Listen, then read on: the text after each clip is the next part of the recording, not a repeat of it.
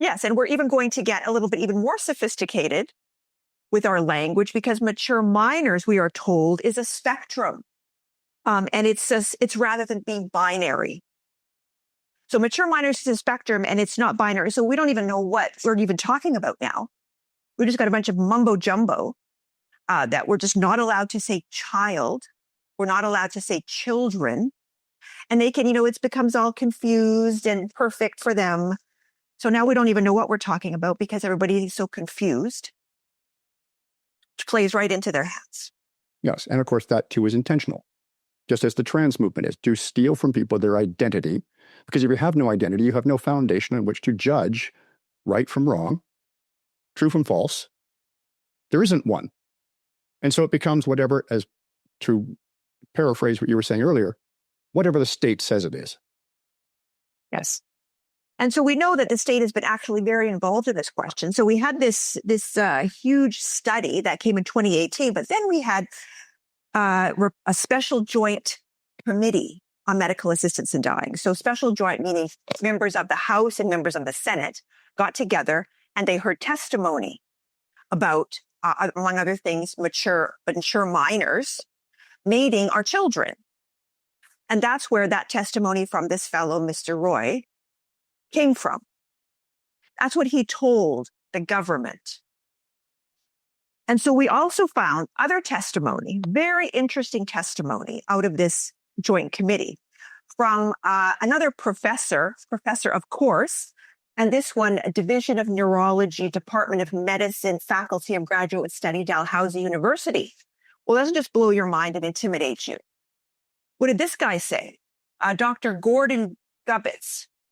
He's saying he totally agrees that mature minors, there's really no age. It depends how mature they are, as, considered by the doctor. And then he goes on to say,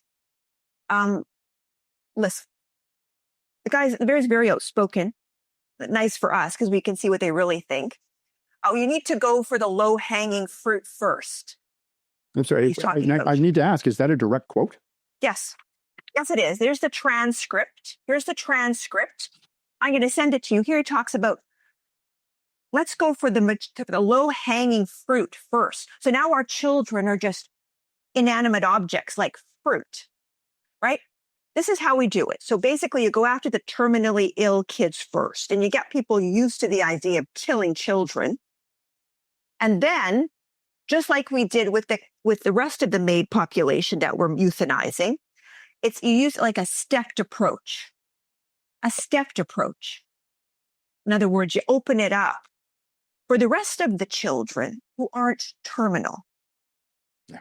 Direct quote. That's what he thinks. Neurological professor.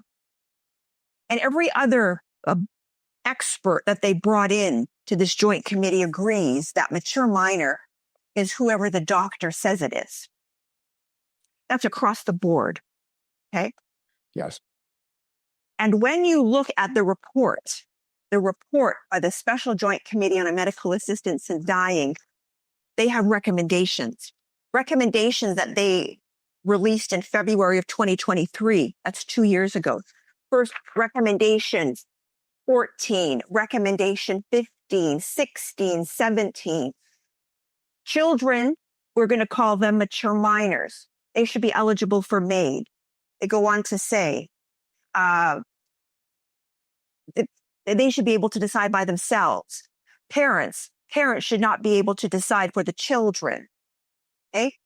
And at the moment, MAID can be for those with a foreseeable death.